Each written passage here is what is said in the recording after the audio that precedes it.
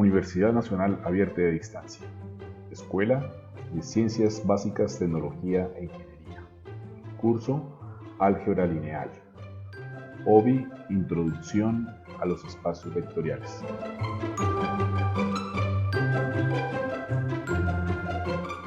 Objetivo general de nuestra OBI: interpretar los diferentes axiomas, operaciones y propiedades relacionadas con espacios vectoriales en la realización de demostraciones matemáticas. Inicialmente vamos con un poco de historia. Los valores y vectores propios pertenecen a los temas de mayor utilidad del álgebra lineal.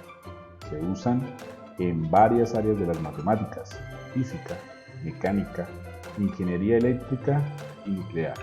También en la hidrodinámica, en la aerodinámica, entre otras. De hecho, es raro encontrar un área de la ciencia aplicada donde nunca se hayan usado.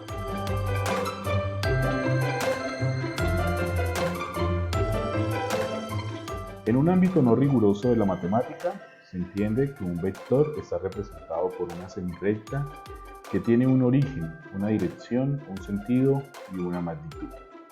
Por tal razón, se puede dar a entender que un espacio vectorial sería la unión de varios vectores, o un espacio o un lugar matemático donde se encuentran los vectores. Pero a continuación vamos a darnos cuenta de que no se debe entender de esta manera, sino que se deben aplicar ciertos axiomas.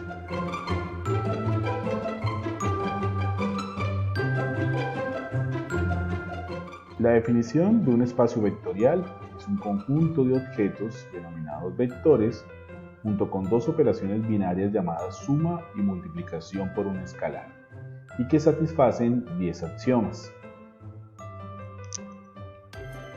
A continuación veremos los axiomas que se deben cumplir para poder definir un espacio vectorial. Axioma número 1. Si X pertenece al espacio vectorial y Y pertenece al espacio vectorial, entonces la suma de X más Y debe pertenecer al espacio vectorial. Eso es lo que se conoce como cerradura bajo la suma o completitud del espacio vectorial. Axioma número 2. Para todo X y Y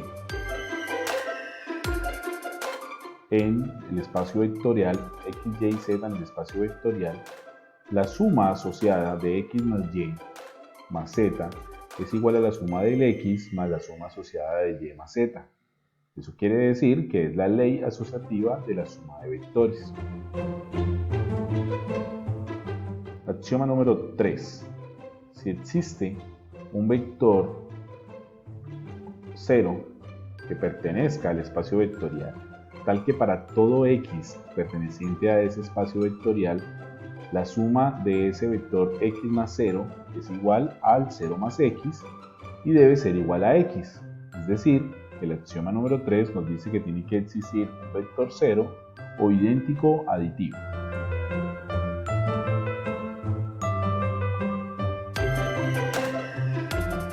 Continuamos con nuestro axioma número 4. Si X pertenece al espacio vectorial, debe existir un vector llamado menos X que también pertenezca a ese espacio vectorial, tal que al sumarlos X con menos X, nuestro resultado nos dé 0. Esto es lo que se conoce como el inverso aditivo de X, que sería el valor de menos X. Axioma número 5. Si X y Y están en el espacio vectorial, entonces X más Y es igual a Y más X, lo que implica la ley conmutativa de la suma de los vectores. Axioma número 6. Si X pertenece a un espacio vectorial y alfa es un escalar, entonces la multiplicación del escalar alfa por el vector X debe pertenecer al espacio vectorial. Esto es lo que se llama la cerradura bajo la multiplicación por un escalar. Axioma número 7. Si X y Y están en el espacio vectorial y alfa es un escalar, entonces la multiplicación de ese escalar alfa por la asociación de los vectores X más Y debe ser igual a el escalar alfa multiplicado por el vector x más el escalar alfa por el vector y. Esto es lo que se llama la primera ley distributiva. Octavo, si x pertenece al espacio vectorial y alfa y beta son escalares, entonces la asociación de los escalares alfa más beta sumados multiplicado por el vector x es igual a el escalar alfa multiplicado por el vector x más el escalar beta multiplicado por el vector x. Esto se llama la segunda ley distributiva. Axioma número 9.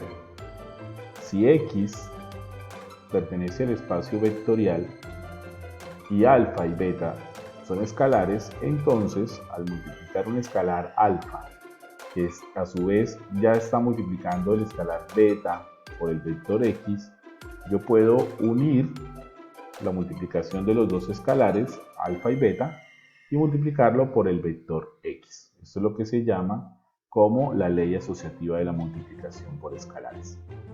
Nuestro último axioma dice que para todo vector x que pertenezca al espacio vectorial debe haber un número multiplicado, un vector unitario, que al multiplicarlo por el vector x me dé el vector igual.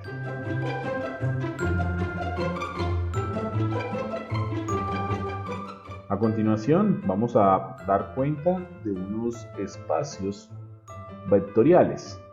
El ejemplo número 1 sería el espacio R3 o nuestro espacio tridimensional. Nosotros ya sabemos que el espacio tridimensional tiene tres dimensiones, valga la redundancia, x1, x2, x3, tres componentes, donde obviamente cada uno de esos valores x pertenecen a los reales. Y vamos a mirar cómo se suman dos vectores libres. Entonces vamos a mirar solamente tres condiciones de este espacio vectorial. El componente del vector 1 sería x1, x2, x3 y el vector y, y1, y2, y3.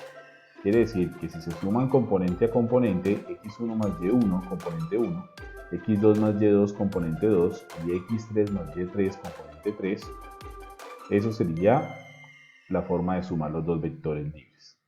¿Cómo se multiplica un vector por un número real? Entonces tenemos un escalar alfa multiplicado por el vector x1, x2, x3.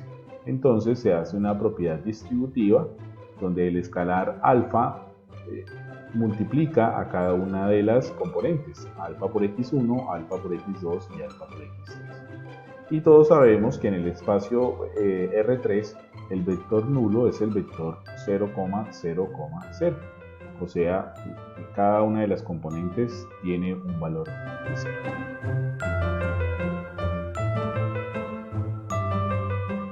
El ejemplo número 2, así como existe el espacio R3, también existe para el espacio R2, también se cumple para ese espacio R2, es decir, donde no tuviéramos tres coordenadas sino solamente dos coordenadas, x1 y x2 vuelve y se cumple las mismas tres opciones, la suma de los vectores libres, cómo multiplico un vector por un número real o un número escalar, y obviamente todos sabemos que también tiene un vector nulo que sería la coordenada 0, 0.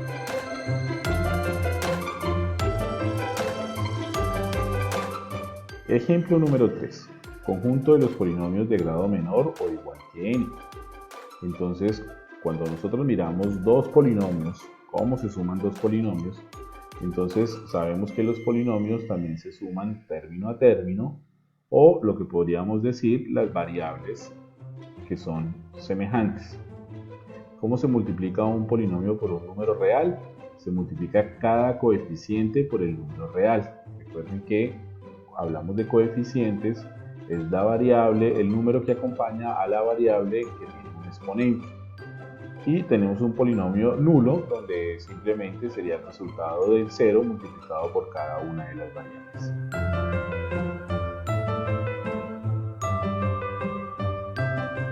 Créditos de esta OBI, Red de Tutores Curso Álgebra Lineal 2020, periodo 1604. Muchas gracias por su atención.